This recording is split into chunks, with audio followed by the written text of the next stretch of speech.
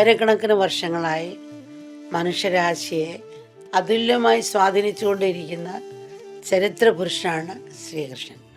ഭക്തി, സാഹിത്യം, കല, രാജ്യതന്ത്രജ്ഞത തുടങ്ങിയ ജീവിതത്തിൻ്റെ നാനാ മേഖലകളിലും ശ്രീകൃഷ്ണൻ്റെ സാന്നിധ്യവും സ്വാധീനവും നിറഞ്ഞു നിൽക്കുന്നു. ഭഗവാൻ അർജുനിലൂടെ മനുഷ്യരാശിക്ക് നൽകിയ ഭഗവത്ഗീത സനാതനധർമ്മത്തിൻ്റെ അടിസ്ഥാന ഗ്രന്ഥമാണ്. മതങ്ങളുടെ അതിർവരമ്പുകളെല്ലാം അതിക്രമിക്കുന്ന ആധ്യാത്മശാസ്ത്രമാണത്. പൂർണ്ണാവതാരമായ ശ്രീകൃഷ്ണൻ സാക്ഷാൽ ഭഗവാൻ തന്നെയാണെന്ന് ഭാഗവതം പറയുന്നു. അവതാരം എന്നാൽ ഇറങ്ങി വരവ് എന്നാണ് അർത്ഥം.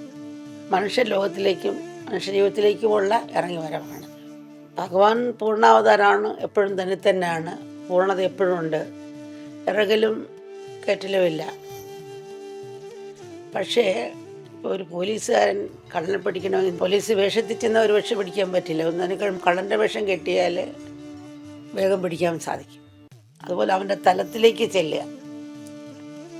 ഇപ്പോൾ നടൻ ഏത് വേഷം കെട്ടില്ല, ആൾ മാറുന്നില്ല. അപ്പോൾ തന്നിൽ തന്നെയാണ് പലപ്പോഴും പൂർണ്ണ തന്നെ, ഇറക്കലും കയറ്റലും ഇല്ല. സാധാരണ സംസാരിക്കുമ്പോൾ ഒരു ഇറങ്ങി വരവെന്ന് പറയുകയാണ്. പന്നിക്കൂട്ടത്തിലിറങ്ങി പന്നിക്കൂട്ടത്തിൽ ജീവിച്ച് അവർ ഉദ്ധരിക്കുന്നത് പോലെ. മനുഷ്യൻ പന്നിയെന്നല്ല, മരിച്ചു കഴിഞ്ഞെങ്കിലും അതിൻ്റെ നഖരമോ മറ്റുള്ളതൊക്കെ ലോകത്തിന് ഉപകാരമാകും. അങ്ങനെ പോലും ഉപകാരമല്ല നമ്മുടെ ശരീരം കൊണ്ട്. ഒന്നീ അന്തരീക്ഷത്തിൽ മാലിന്യം വരുത്തിയോ കുഴിച്ചിടുകയാണെങ്കിൽ 100 ഇരട്ടി കെമിക്കൽ ഒഴിച്ചിട്ട് അപ്പോൾ ഒന്നുകൂടി നശിപ്പിച്ചിട്ട് പോവുകയാണ്. ആരും വിഷമിക്കാൻ വേണ്ടി പറയുന്നതല്ല. അല്ലേ, പൂച്ചയ്ക്കൊരു വിനോദം എലിക്ക് മരണവേദന എന്ന് പറഞ്ഞ പോലെ. പൂച്ചയുടെ വിനോദമാണ്, പക്ഷെ എലിക്ക് മരണവേദനയാണ്. അതുപോലെ ഒരു ദാനധർമ്മം ചെയ്യാതെ നമുക്ക് കിട്ടിയത് പോരാട്ട് പിടിച്ചും പറിച്ചും മറ്റുള്ള ദുഃഖിപ്പിച്ചും അങ്ങനെ സന്തോഷിപ്പിക്കും. അതുകൊണ്ടാണ് അമ്മ അങ്ങനെ പറയുന്നത്.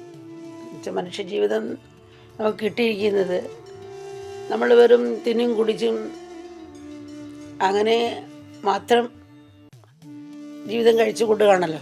പക്ഷെ അതിനെ ഏത് രീതിയിൽ പോയാൽ നിനക്ക് സമാധാനമായി മുന്നോട്ട് പോകാൻ സാധിക്കും എന്നുള്ള ജീവിച്ചും മറ്റൊരു കൊണ്ടും ആ തത്വം മനസ്സിലാക്കി കൊടുക്കാൻ വേണ്ടിയുള്ള വേഷങ്ങളായിരുന്നു എല്ലാം.